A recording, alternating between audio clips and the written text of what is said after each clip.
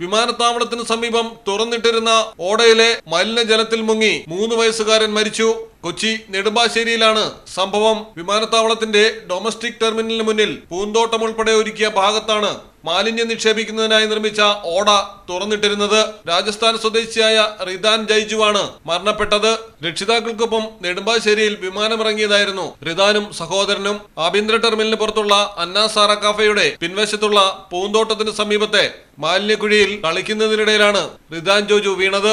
CCTV ദൃശ്യങ്ങളിൽ നിന്നാണ് കുട്ടി കുഴിയിൽ വീണ കാര്യം മനസ്സിലായത്. മാലിന്യജലത്തിൽ മുങ്ങിക്കിടന്ന കുട്ടിയെ പുറത്തെടുത്ത് ആശുപത്രിയിൽ എത്തിച്ചെങ്കിലും ജീവൻ രക്ഷിക്കാൻ കഴിഞ്ഞില്ല. 10 മിനിറ്റോളമാണ് കുട്ടി മാലിന്യജലത്തിൽ കിടന്നതെന്നാണ് CCTV ദൃശ്യങ്ങളിൽ നിന്ന് വ്യക്തമായത്. എന്നാൽ പൊതുജനങ്ങൾക്ക് പ്രവേശനമില്ലാത്ത സ്ഥലമാണ് ഇവിടമെന്നാണ് സിയാൽ അധികൃതർ നൽകുന്ന വിവരം. മലയാളം ടെലിവിഷൻ, കൊച്ചി.